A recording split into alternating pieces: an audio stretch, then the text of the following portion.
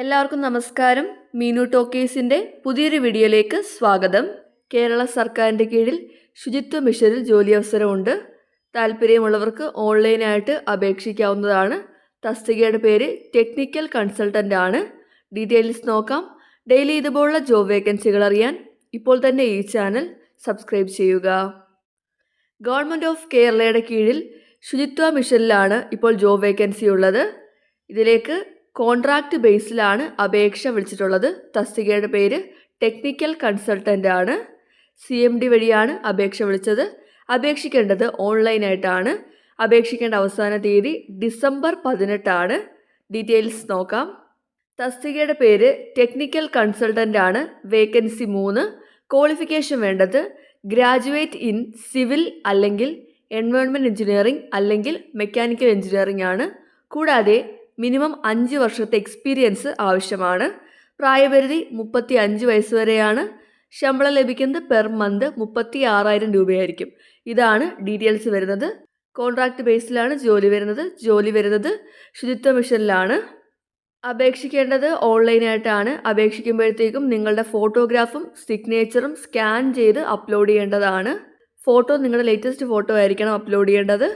അതുപോലെ തന്നെ സൈൻ ചെയ്യേണ്ടത് വൈറ്റ് പേപ്പറിലാണ്. വൈറ്റ് പേപ്പറിൽ സൈൻ ചെയ്തിട്ട് സ്കാൻ ചെയ്താണ് അപ്ലോഡ് ചെയ്യേണ്ടത്. സൈൻ ചെയ്യുമ്പോൾ ക്യാപിറ്റൽ ലെറ്ററിൽ സൈൻ ചെയ്യാൻ പാടില്ല. അപ്ലൈ ചെയ്യുന്നവർ ആപ്ലിക്കേഷൻ ഫോമിൻ്റെ എല്ലാ ഫീൽഡും കൃത്യമായിട്ട് ഫില്ല് ചെയ്യേണ്ടതാണ്.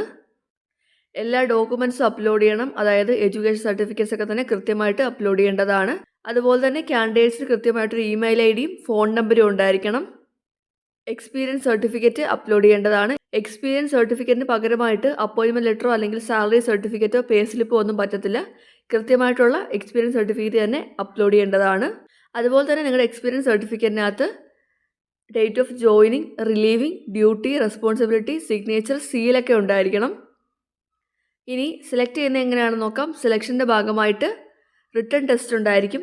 കൂടാതെ ഇൻ്റർവ്യൂ ഉണ്ടായിരിക്കും. ഷോർട്ട് ലിസ്റ്റ് ചെയ്യുന്ന കാൻഡിഡേറ്റ്സിന് മാത്രമേ സെലക്ഷന് വേണ്ടി വിളിക്കത്തുള്ളൂ.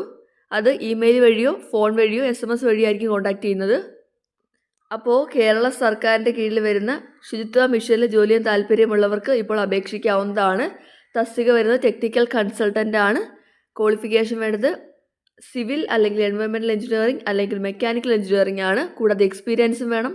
താല്പര്യമുള്ളവർക്ക് ഓൺലൈനായിട്ട് അപേക്ഷിക്കാവുന്നതാണ്. ഓൺലൈനായിട്ട് അപേക്ഷിക്കേണ്ട സൈറ്റ് cmd.kerala.gov.in ആണ്. ഈ സൈറ്റ് വഴിയാണ് നിങ്ങൾ അപേക്ഷിക്കേണ്ടത്. താല്പര്യമുള്ളവർക്ക് ഈ സൈറ്റ് വഴി അപേക്ഷിക്കാവുന്നതാണ്. അപേക്ഷിക്കേണ്ട അവസാന തീയതി ഡിസംബർ 18 ആണ്. താല്പര്യമുള്ളവർ അപേക്ഷിക്കുക.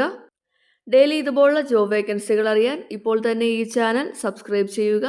മറ്റൊരു വീഡിയോയുമായി കാണുന്നവരെ നന്ദി.